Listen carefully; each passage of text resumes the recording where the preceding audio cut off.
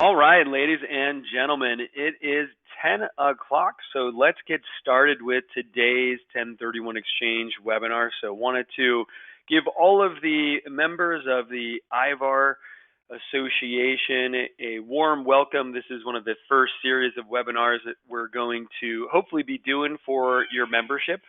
And I hope everybody's staying safe and doing deals. It's been kind of an interesting last few months in the real estate market.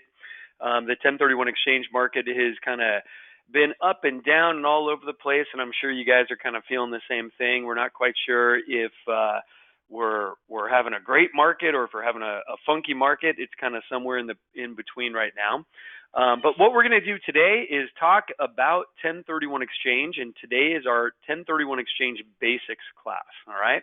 So we're going to go over all of the fundamentals of the 1031 Exchange process. My name is Leonard Spoto, and I'm going to be your host today. This is me. And a couple announcements before we get started. So everybody who is on this webinar is going to get a copy of the presentation material.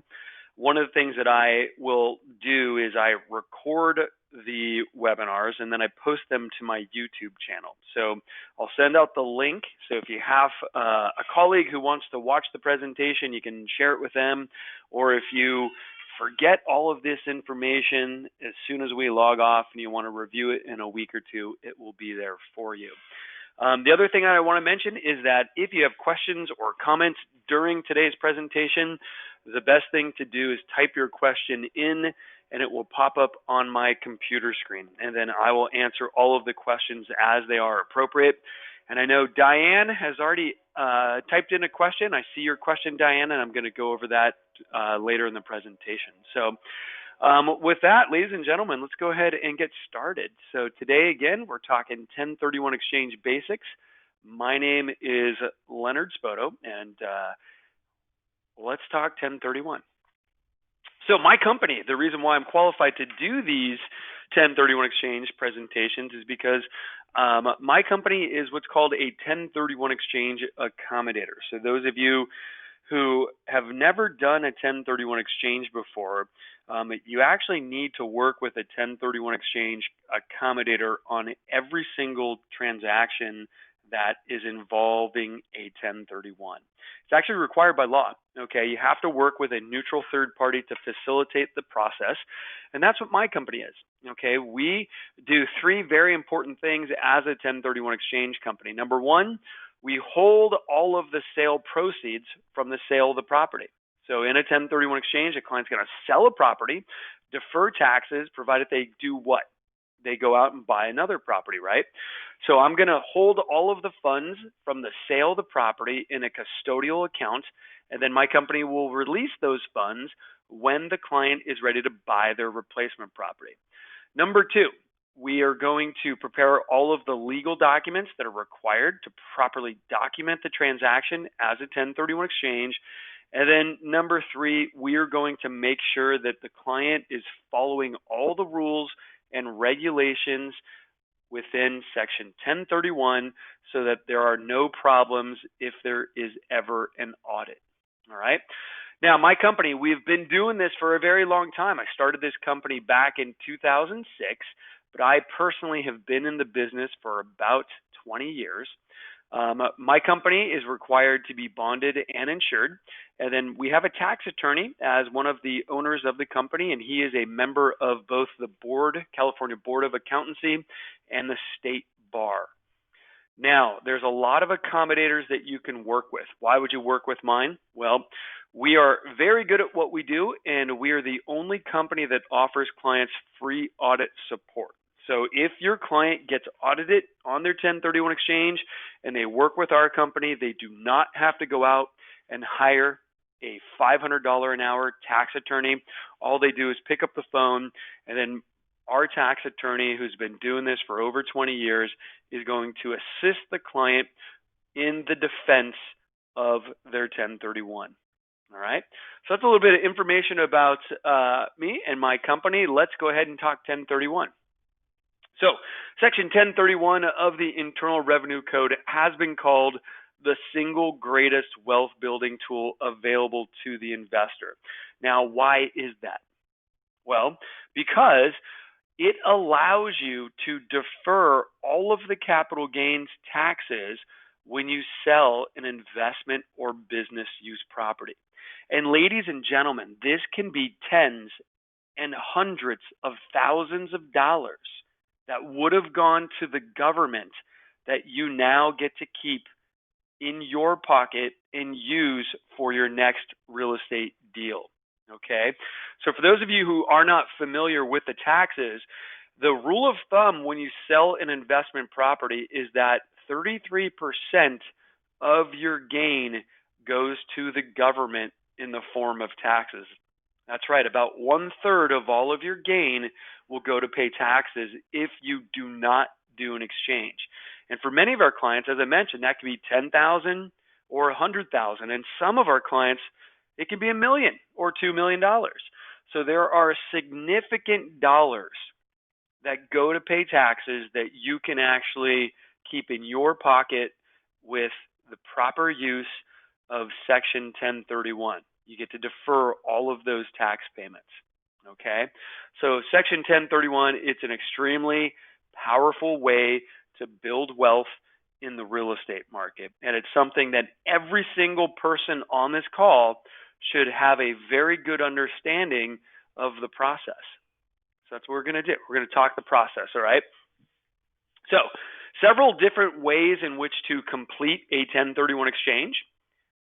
So I've put here on the board the different methods for accomplishing a 1031 exchange transaction. 4 different ways to structure your deal, all right? Simultaneous exchange, what is that?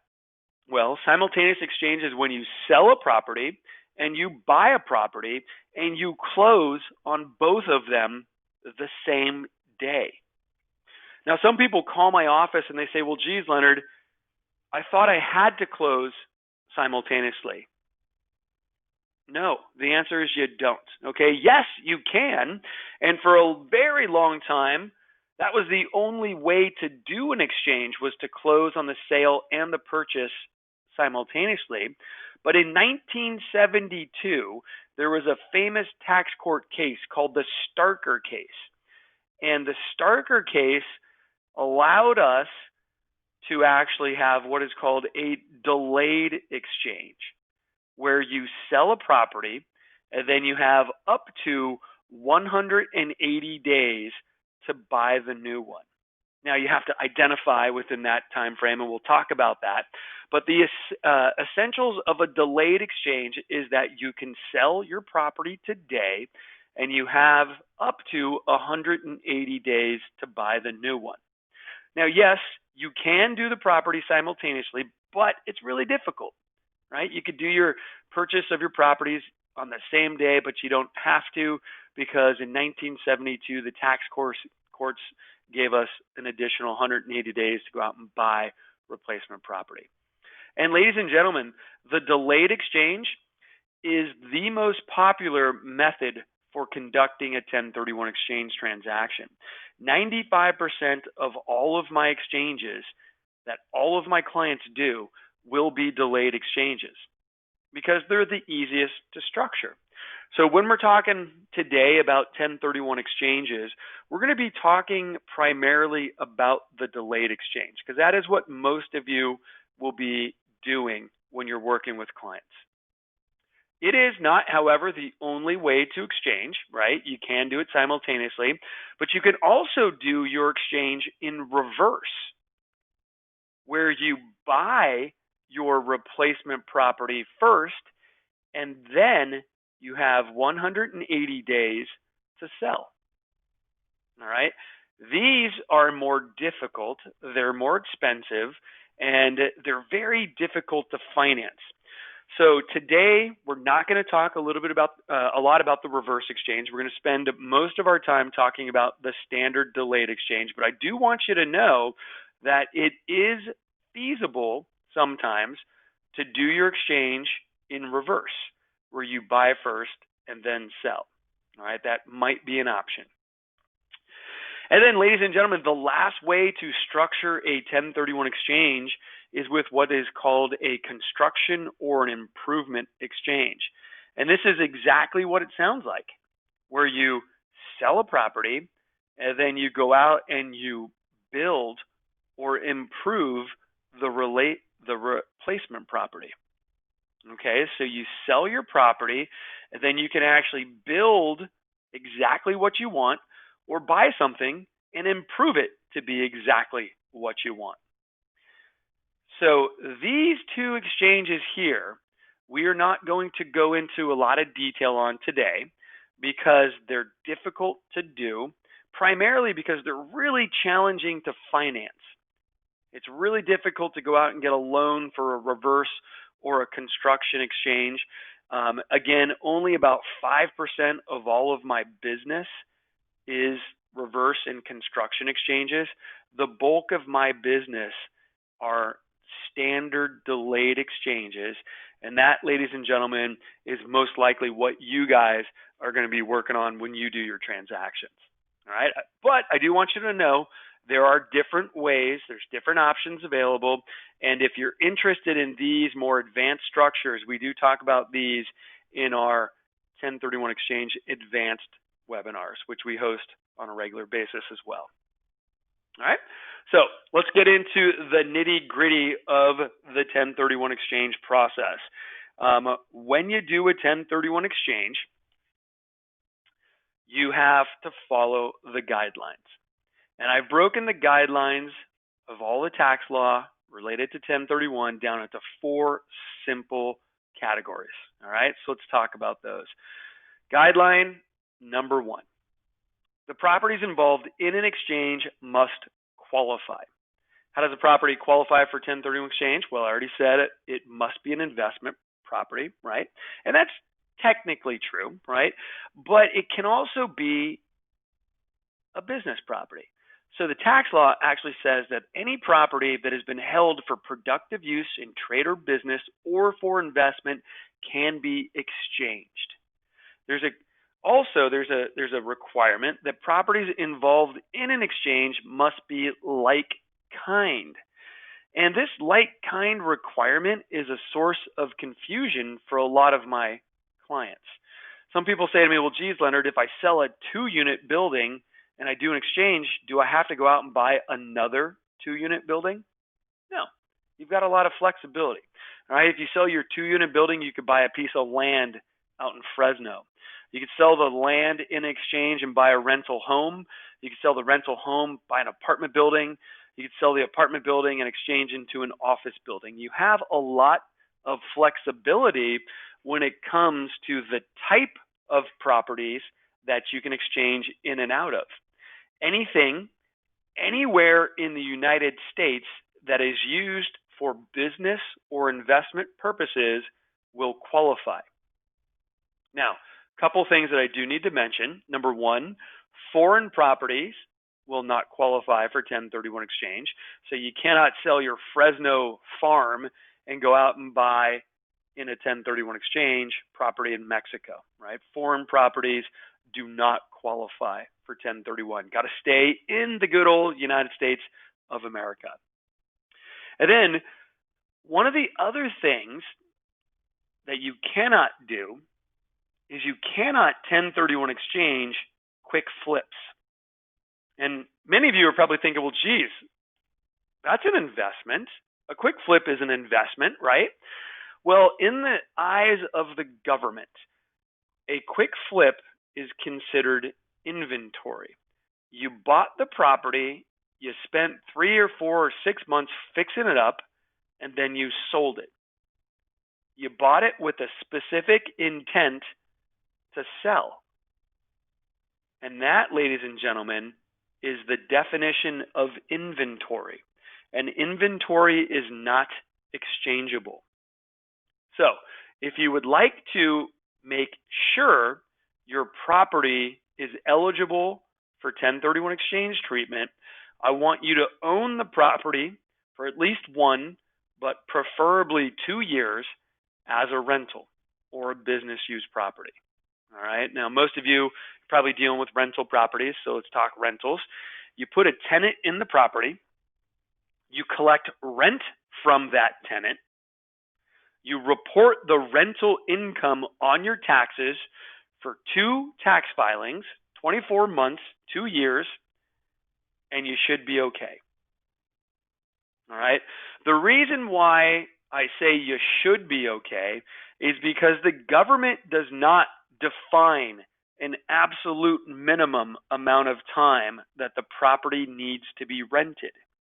They look at a lot of facts and circumstances, and the amount of time that you've rented the property is one very important consideration, but it's not the only consideration.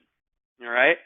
So you could buy a property in Beverly Hills and you could spend 5 years fixing it up. And then as soon as it's done being fixed up, you sell it and you say, well, geez, I want to exchange it. Well, ladies and gentlemen, that's a quick flip. It just took you a long time to do it because it was a really big property in Beverly Hills, but it's inventory. All right. So time isn't necessarily always going to define whether or not you can exchange a property. What I want to see is I want to see it used and seasoned as an investment. Okay, use it for business purposes or put a tenant in there and rent the property out for 2 years and you're going to be pretty darn good. All right.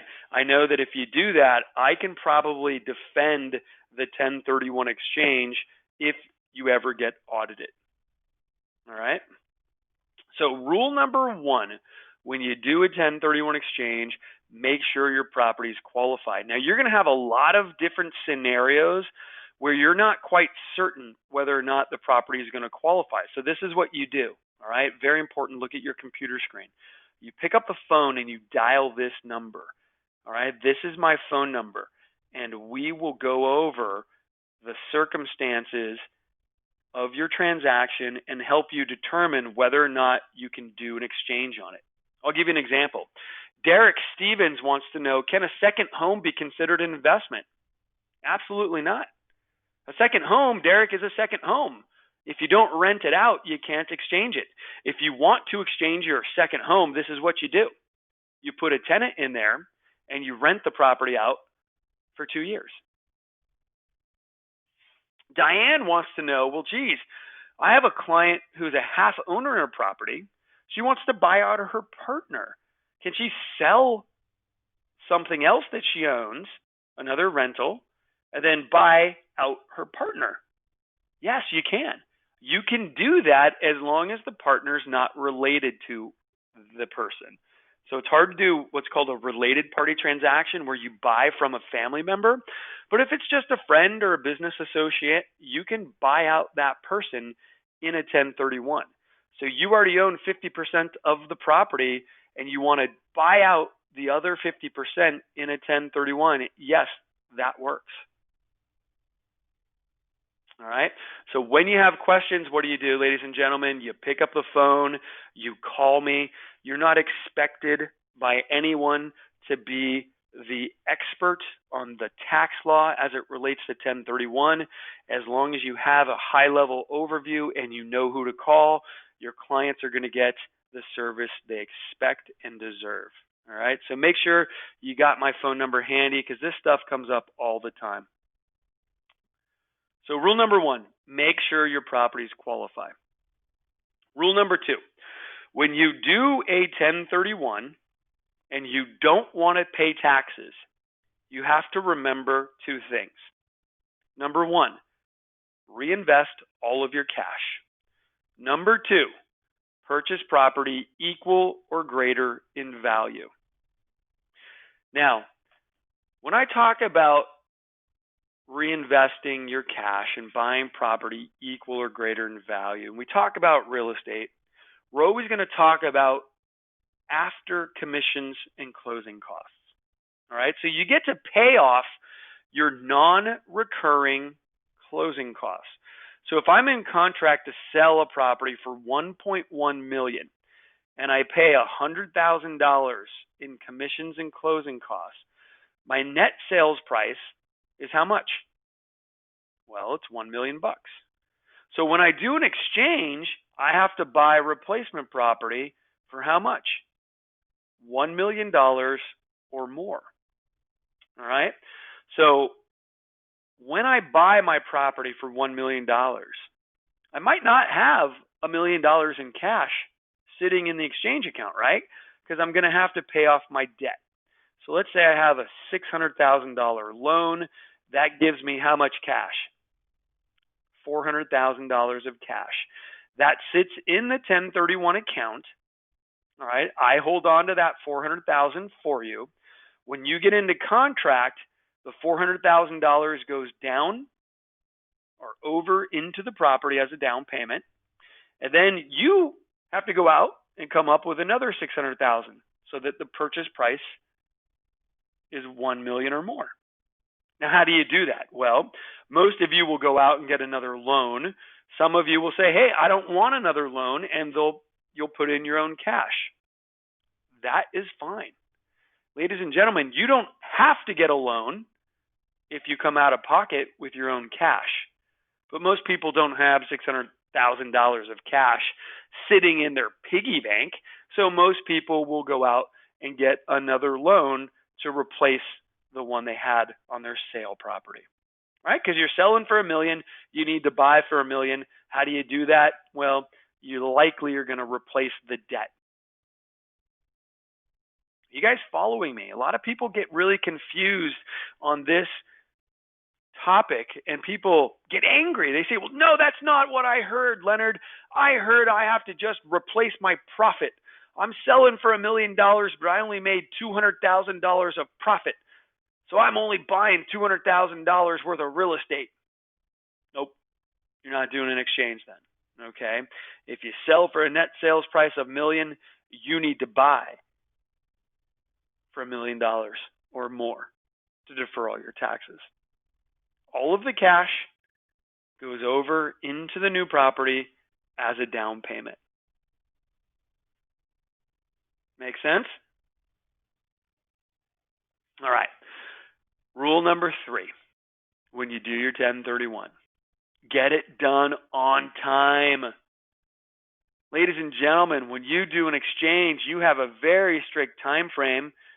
You close escrow on the sale property, you've got 180 calendar days to go out and buy the replacement property. 6 months, 180 days to buy the replacement property. That, in a normal market, is usually plenty of time. People generally don't complain about the 180 days. What is frustrating for people who are doing exchanges and nerve-wracking is the fact that they have to do what on day 45? They have to identify what they're thinking about buying. So, ladies and gentlemen, you sold a property. You're going to go out within the next 180 days and buy something, but the government wants to know what you're thinking about buying on day 45. In fact, on day 45, you have to submit a formal letter in writing nominating all of the properties that you're considering buying to complete your exchange. How do you do that? Well, submitting your identification letter on day 45 is done by filling out an actual letter. Okay, we give you the letter that you fill out. It looks like this. And when you fill out this letter, you can list properties either according to the 3-property rule or the 200% rule. All right, you've got 3 slots. If you use 3 properties, you're literally going to write down the address, the ownership, and the purchase price for all 3 properties. Once you have submitted that letter, you have to buy the properties that are listed on the actual letter. So let's assume you use the 3-property rule, okay? The 3-property rule allows you to list on your letter 1, 2, or 3 pieces of real estate. On day 45, you think that you might buy property number 1. This is the property you really want. And these properties are just backups, just in case you don't get property number one. And everything's going along fine with property number one. You made an offer, you're in escrow, but then all of a sudden, there's a fire and the building burns to the ground. Well, you're going to back out of that escrow. There's no more building left. Thank God you got another option here with your second and third property. But once you're after day 45, you can't replace and add any more properties to your list. So if property number one burns to the ground, you've got to go get into contract on property number two or property number three. If property number two gets sold to someone else on day 47, well, geez, you've only got one property left on your list. If you don't get into contract on that third and final property, you don't have a valid exchange, and you're going to pay taxes. Now, Ron says, well, geez, I'll just nominate a fourth property. Nope, can't do that. If it's after day 45, you are locked in to buying from the three that you submitted. Now, before day 45, Ron, you can go out and make offers on 50 properties. Doesn't matter. All right? So anything before day 45, I don't even care what you do. Don't even tell me. Go make offers on 500 properties. All right? Now, if you get to day 45 and you say, well, geez, I really want to submit a list of 10 properties. The way you do it is not with the 3 property rule. So you don't want to fill out your letter using the 3 property rule if you want to nominate more than 3 properties. When you fill out your letter, if you want to nominate more than 3 properties, you fill out the ID letter using what's called the 200% rule.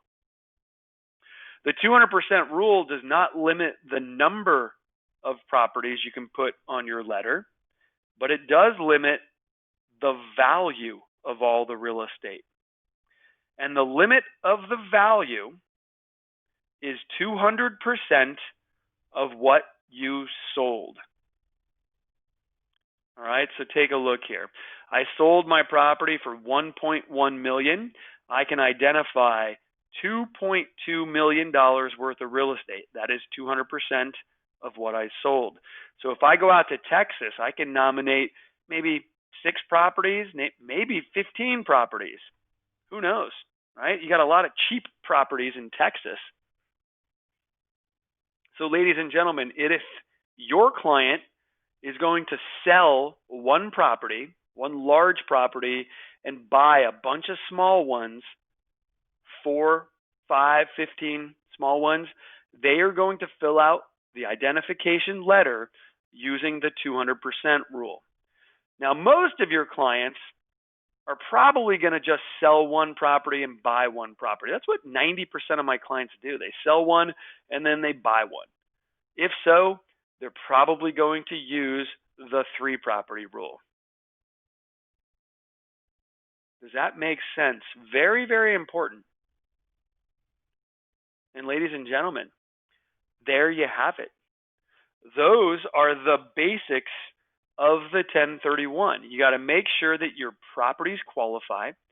You have to reinvest all of your cash and purchase property equal or greater in value. You have 180 days to get your exchange done, and you have to fill out your identification letter on day 45. Now, I'm going to answer a few questions here, and then I'm going to go through step by step the exchange process. So Anne says, my elderly father wants to sell his rental and build a small house on a property that's owned by me. Doesn't work. You cannot do a 1031 exchange to build on your family or your existing property. When you do an exchange, you have to buy property from an unrelated third party. Now, there is an exception. If Anne sells her property to her father and does her own exchange, then the transaction could potentially work. So Anne, you can email me after the presentation and we can figure out the details, but related party transactions typically do not work. All right, Claudia says, what if they don't accept any offers I submit? Well, Claudia, if you can't get into contract on any of the properties you identified, you're out of luck. So here's what you do, Claudia. Go out in the first 45 days and make 50 offers and get into contract before you have to identify. All right? Ron says, if not, then, okay, don't understand that. I think that was related to his first question. And then George says, how many construction exchanges do you do a year? Not a lot. Maybe a dozen. Construction exchanges, reverse exchanges are very rare. It's about 5% of our business, and I'd say that most of that is reverse exchanges. Construction exchanges are tough, and do you want to know why? Because when you do a construction exchange, you have to get the construction done in the 1031 exchange time frame of 180 days. That, ladies and gentlemen, is almost impossible because it takes 2 to 3 months to get the property, right? And then 2 to 3 months to get the permits, and then 2 to 3 months to get a contractor. So doing a construction exchange is very difficult because the government makes you adhere to the 180-day guidelines still.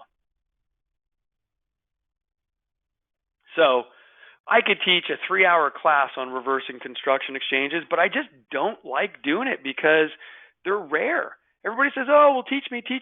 Well, I could teach you, but you're never going to do it. So what I'll do is I'll talk about the basics about the construction and reverse exchanges instead of offering all the nitty-gritties, because 99 times out of 100, you're not going to end up doing a construction exchange. All right, so let's talk about the steps involved in the 1031. All right, so step number 1, go out and list your rental. Get an offer. Open up escrow, right? And ladies and gentlemen, this is a good time to start looking for replacement property. You haven't even closed yet on the sale. You've got a 30-day escrow period. And guess what? I want you to go out and start looking for replacement property here.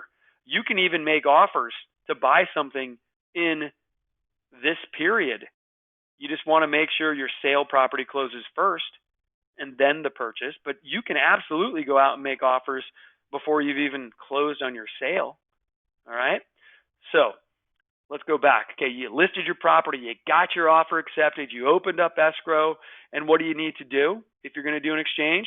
Well, you absolutely need to call me because you cannot touch your money. So you need to have your exchange account set up before you close escrow. You can call me anytime during the escrow period. If you are closing this afternoon, I can get your exchange account set up. If you closed already this morning, you're out of luck. All right, so get your exchange account set up prior to the close of escrow. Go into the escrow office at some point and sign all of your sale documents. And at that point, you're also going to sign my 1031 exchange documents. And ladies and gentlemen, you're going to close escrow.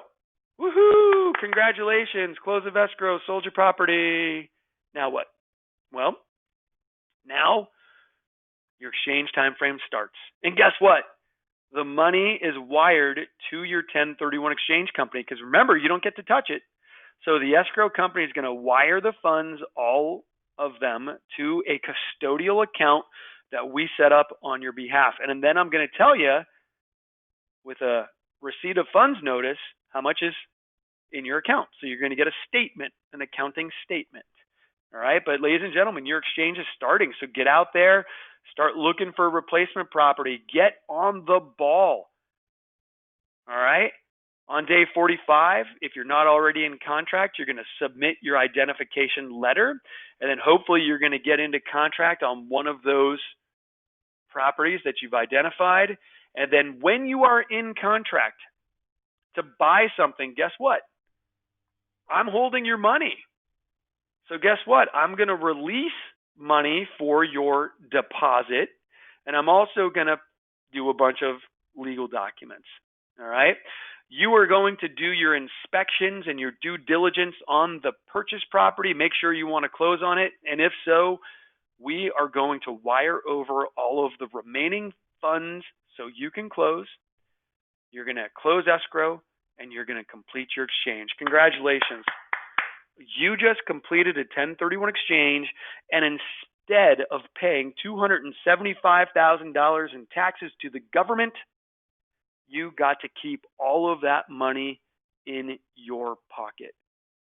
Ladies and gentlemen, greatest wealth building tool available to the investor, the 1031 exchange.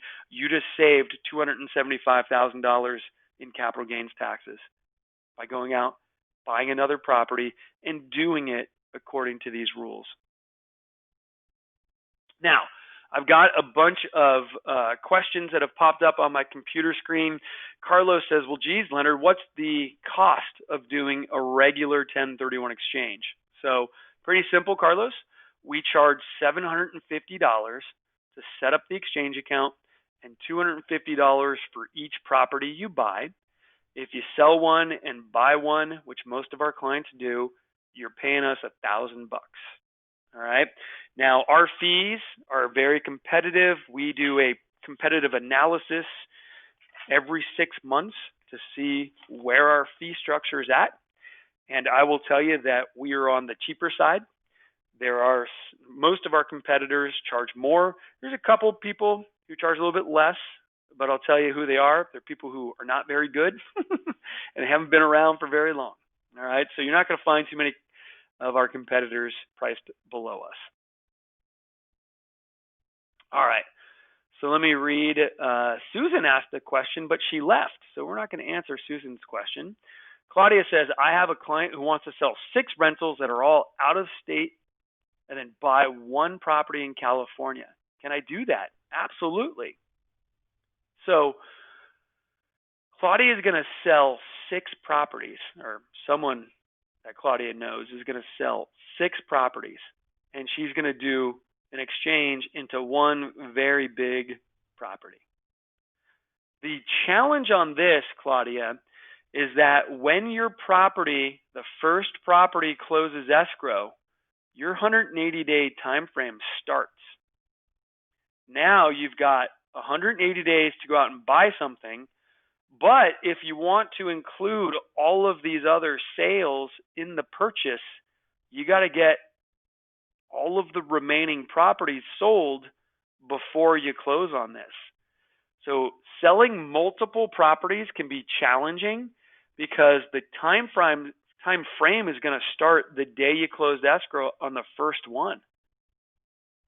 Now, what I would advise you to do, Claudia, is when you get into contract on property number 1, ask for a 60-day escrow instead of a 30-day. And maybe even have the right to extend escrow another 90 days, because then it buys you more time to get all the remaining properties sold. Okay, so be strategic and it will help you out. All right, I got another question. If the money is in escrow, then why couldn't escrow keep the money until you buy something? Well, guess what? They're not allowed to. The escrow company is not allowed to hold the funds during an exchange. The government requires a neutral third party, and that is why my company exists. All right, so it's a tax rule. The government says the escrow company can't do it. Can a purchase property in an exchange be changed to an owner-occupied property? Very good question. What do you guys think? If I do a 1031 exchange and I buy a beautiful property, well, first of all, I'm going to have to rent it out, okay, for 2 years so I don't run afoul with the IRS. But after 2 years, if you want to boot the tenants out and you want to move in, go for it. You can do that. But you need to be careful, because if you are living in a 1031 exchange property, the government, if you get audited, it's going to be a little suspicious. And they're going to say, hey, prove to me that this property that you're living in was a valid exchange property. And the way you do that is you show the government 2 years of legitimate rental income that you claimed on your taxes. You show the government your lease agreements. You show that you've depreciated the property on your taxes. And if you've done that, you're probably not going to have a problem. All right? So if you want to move into a 1031 exchange property, you can do so, but it needs to have been a seasoned investment before you do so. All right. Ron's got a question. If you sell your primary residence to purchase an investment, can you do that? Yeah, you can do whatever the heck you want when you sell your primary residence. Primary residence is not a 1031 exchange, right? So if you sell your primary residence, you can go buy a boat. You can give me all the cash. All right. A primary residence sale is not what we're talking about today, because a primary residence does not qualify for 1031 exchange. The only sale that will be eligible for 1031 is a rental or a business use property. All right, guys. A couple more questions, but I'm going to go over some questions that I have here that I'm going to challenge you to see if you know the answer. Question number 1. Your client acquired a rental 11 months ago, and they want you to list it, and they're asking you if you can do a 1031 exchange. What do you think the answer is? Well, here's what I would recommend you do. You pick up the phone and you dial 877-471-1031, and you say, hey, Leonard, what's the answer to this question? Because it's a tricky one, okay? It is tricky because what I'm going to do is I'm going to need to know the facts and circumstances around your client's ownership. Why did they only own it for 11 months? All right? Was it a real rental? Was there a tenant in there, or was it a flip? Who did they rent it to? Okay? But if it's a legitimate rental, even though they haven't reached that 1 year mark, I'm going to say, okay, if it's a legitimate rental and they want it to really rent the property out and they did it, I'm going to say go for it. Okay? I would like to see 24 months, but if you've got less than that, it's not the end of the world. It's just risky. If you get audited, I cannot guarantee you that 11 months is going to satisfy the auditors. But if your client is okay with being aggressive, they can go for it. All right? So, rule of thumb on these tricky questions where it's kind of a gray area is don't tell your client either way. Just pick up the phone and we will go over all the facts and circumstances, and we'll help the client make a decision that is best aligned with their risk tolerance. Some clients will say, no, I don't want any risk. Okay, well, don't do it. Other clients, in particular, my clients in Southern California, for some reason, love to be aggressive. All right? So here in California, we have different risk tolerances for different clients. And sometimes you need to know what that is. All right? Okay, I'm going to answer a couple other questions here. Joshua says, I have a client selling a property that belonged to his parents. Can he and his siblings do a 1031 together, or does each sibling have to do their own? Good question. So I'm guessing what happened, Joshua, is the parents died, and the kids inherited the property. So the question is, are the kids on title, or is there an irrevocable trust? If there is an irrevocable trust and we have 3 kids, what we need to do is we need to get the property out of the trust and then put the property in each of the kids' name. And then what can happen is the people who want to exchange, kid number 1 can do an exchange. Kid number 2 can take his pay his taxes, and then kid number 3, if he wants to do an exchange, he can do it as well. Now, with that said, Josh, there might be no need to do an exchange, because when you inherit property, you get what's called a step up in basis, and the capital gains tax goes away. Now, that is true when your parents pass away, but if the kids have owned the property after the parents have passed away for several years, they may have gotten gain of their own. So again, nothing's ever really easy, right? I can't say, oh yeah, they do it this way, because I need to know more about the situation. How long have the kids owned it? When did the parents die? Who's on title? Blah, blah, blah, right? And that, ladies and gentlemen, is why I get paid the big bucks to answer all your tax questions, right?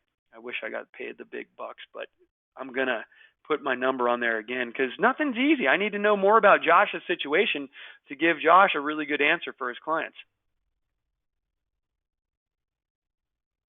All right.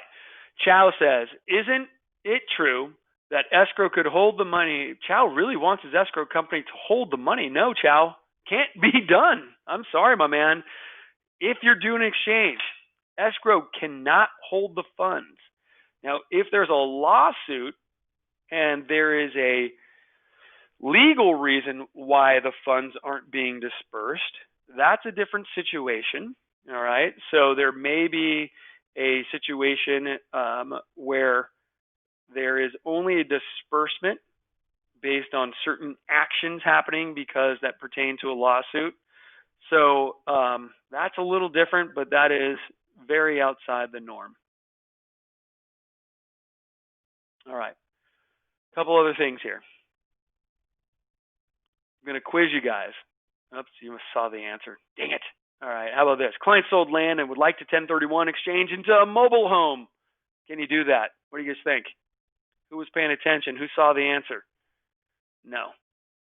Right? Mobile homes are not real estate. If you can back your truck up to it and drive it away, that is personal property. And when you do an exchange, you have to sell real estate and you have to buy real estate.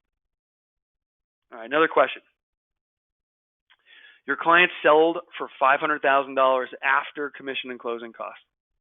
And they come to you and say, well, geez, I want to buy this property for $450,000. Does that ruin the entire exchange? Well, no, it doesn't, because the $50,000 that is traded down in value is either going to be taxed. You can go out and you can buy another property with it, or in the very rare case that you want to do improvements to the property you bought, you can do a construction or improvement exchange. Okay, so when you trade down in value, the most common thing that happens is clients say, well, geez, if it's just a little bit of money that I'm left over with, I'll just pay taxes on it. But you don't have to do that, right? You can go out and you could buy a second property. That's another common thing that happens. Now, $50,000 might not get you a lot of real estate, but you could put that down maybe on a $200,000 property in Texas.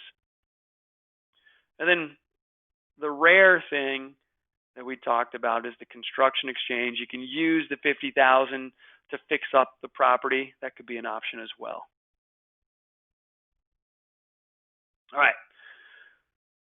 We talked about this. Client wants to sell a rental and exchange into a primary residence. Is this possible? No. Rent it out for 2 years and then maybe, but you can't go straight into a primary residence. And then we talked, I think Claudia or someone had a question about selling multiple properties and going into one. Can I do that? Absolutely, right?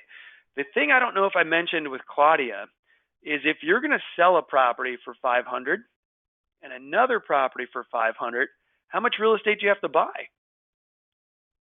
That's right, $1 million, right? Because you have to replace the total value of everything that you're selling if you don't want to pay taxes. Is that it? Okay, we talked, we're not going to talk about this. Well, we'll talk a little bit about this. Okay, what is a reverse exchange? Well, a reverse exchange, ladies and gentlemen, you buy first, and then you have 180 days to sell. Now, let me tell you why these are difficult. Because your client cannot own the new property and the old property at the same time. I think I mentioned this, right? My company will take title to the new property. So the exchange company will own this property. We will actually be on title to this property until this one over here gets sold. As soon as this one sells and is gone, then we will go off title and the buyer, the actual client, can go on title. So it's kind of like a shell game, right? My company is a straw buyer for this property that you want to actually exchange into. So we buy it for you. Now, the thing about this is we're not going to pay for it. I'm not going to go put my own money in this property. No way. So you still have to pay for it. So you haven't sold anything yet. So you better have some money for this property.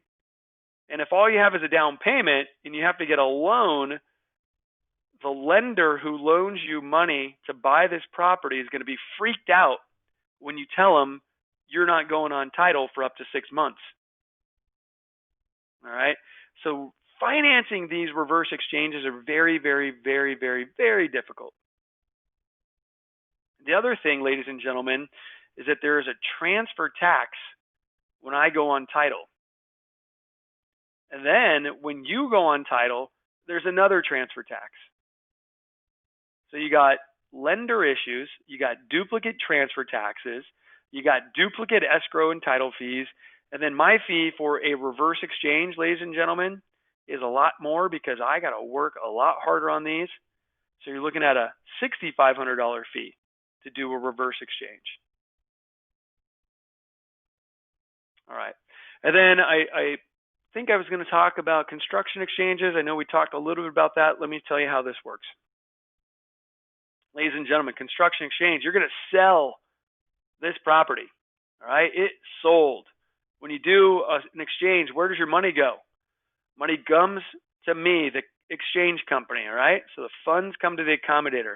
I'm sitting on, let's just say, $1 million cash in the exchange account. You tell me, hey, Leonard, I want to buy this piece of dirt for $900,000 and I want to fix it up with the remaining money. Okay, that's fine. So I'm going to send out $900,000 so you can buy this piece of dirt. But, ladies and gentlemen, you cannot own it at the lower value if you plan on doing improvements on it. I'm going to take title to it. And you are then going to use the remaining dollars in your exchange account to improve the property. Now, $100,000, you might get some dirt moved around. Probably not going to get anything built for $100,000. But now you've spent $900,000 on the land. You spent $100,000 on your dirt being moved around. So you're into it for $1 million. And now I can transfer the new $1 million property to you. All right. So this doesn't look like this because you didn't have enough to build this. But if you had, what I would do is I would transfer that new fancy property to you. All right. So construction exchanges, I'm going to take title to the property you want to improve. You're going to do the improvements and send it. We're going to send out the money from the exchange account to pay for the improvements. And then when you're done with your improvements, that is when you get to take title to the building. So again, because I'm going on title, very difficult to get a loan. Again, more expensive, duplicate transfer taxes. So these construction exchanges and reverse exchanges are more expensive. The construction exchange is really difficult because you got to do all this construction in your 180-day time frame. That's not easy. You probably can't even rent this excavator within 180 days, right? I don't know. I've never rented an excavator. I don't even know if that is an excavator. Okay. Ladies and gentlemen, that's it. All right. The most important takeaway that you can get from today's presentation is this phone number and this email. All right. Because that's going to be the answer to all your future questions. You think you remember everything? You're going to hang up today. You're going to go tomorrow and go, yeah, I did this great webinar yesterday, but I can't remember a dang thing from it. That's fine. Okay. You don't get paid the big bucks to know this stuff. You get paid the big bucks to sell and buy property. All right. So use me as your resource. Now, I'm going to go ahead and answer all these questions that have popped up on my computer screen. Jody says, Jody wants to know if Jody sells a property for $1 million, can she buy 3 properties as long as the total adds up to $1 million or more? What do you guys think? Absolutely. Jody's going to buy one property for 500, another property for 300, and another property for 200. Her exchange is good. She sold for $1 million and she bought for $1 million. All right, so you can buy multiple properties. You could do multi-property exchanges, absolutely. Claudia has a question, and this is my least favorite thing to see in the history of least favorite things to see. Okay, what is it? Someone's parents added their kids to title. Okay, don't do that. Don't do it ever. It's the worst thing to do because it makes problems. All right? When you add your kid to the title of your real estate, you just gave your kid a gift. All right? So if I have $1 million property and I add my son to title, I just gave Sebastian, my son, a $500,000 gift. Right? Gave him half my property. It's me and him on title. The government says, hey, that's a gift of $500,000. And guess what, ladies and gentlemen? There are gift taxes that could have to be paid. The other thing is that when you add your son to title, he inherits your lower basis. And if the property is sold, your son is going to be responsible for capital gains taxes. All right. Now, Claudia's son in her situation has been living in the property, so he may get the homeowner's exemption, but there's going to be some gift tax consequences there as well. So, Claudia, have your client talk to their CPA. We don't deal with the homeowner's exemption stuff. So, primary residence, that's a good question for the CPA. 1031 exchange, rental property, good question for me. All right. All right. Chalo says, if your exchange is on title. Okay. So Chalo says, we've got a client who wants to do an exchange but dies and they have no heirs. What happens to the property? Yeah, that's a problem. All right. So if the exchange company is doing a reverse exchange, and we have a client that dies while we're on title, the property is going to go to his estate. If the guy has absolutely no estate, we're going to be tied up dealing with probate issues. All right? So that's not a good thing. Hopefully that will never happen. Hasn't happened to my company yet, and I've been doing this for about 20 years, as I said. All right, Claudia says, well, geez, you're going to do an exchange for my client and you're going to hold a bunch of money. What kind of insurance and security do you have? Claudia, I've been doing this for 20 years. We have never lost a penny of our clients' funds. All right? Not in well over 20,000 transactions have we lost so much as a penny for our clients. In addition to that, my company is bonded and insured. What that means is if there is ever theft of funds, your client is protected. If there is ever a loss of funds that's due to a mistake that my company makes, you are protected.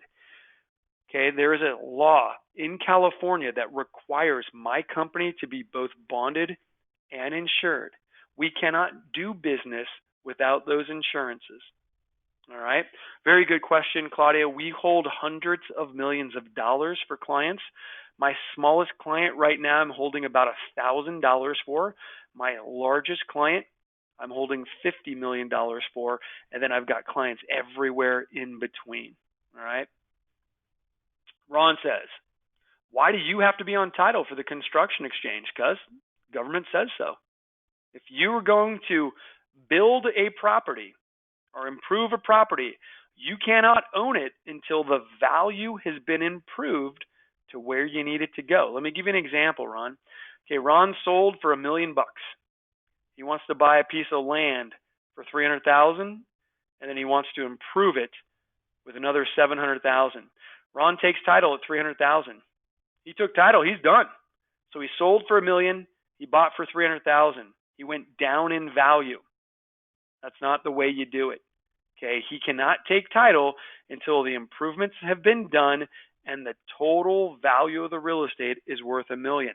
Once the improvements are done and the value has been improved, he is selling for $1 million, and now he's taking title to a piece of land and improvements for a total $1 million property.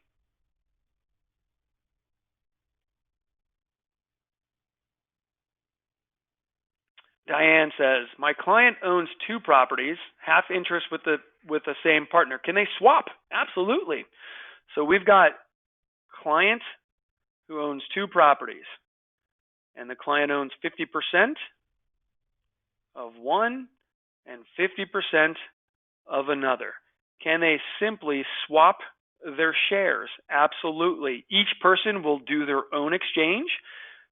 The client, number one, will be selling half of their share and buying half of this house. All right, so you can swap interests. Each person would be doing their own exchange, selling half and then buying half. Barbara, how do you get a copy of this presentation? Well, Barbara, you must have joined late because I mentioned that at the very beginning of the show. We are going to record this webinar and post it to our YouTube channel, and then we will email you a link so that you can review it, share it, do whatever you want with it. Ron wants to really challenge me on this construction exchange. Don't challenge me, buddy. Call the IRS and complain to them, okay? Because the IRS are the people who are giving these guidelines. All right, ladies and gentlemen, I got to go. It is past our time, and I've got another person who's doing a webinar at 11. So thank you all very much, and have a great day.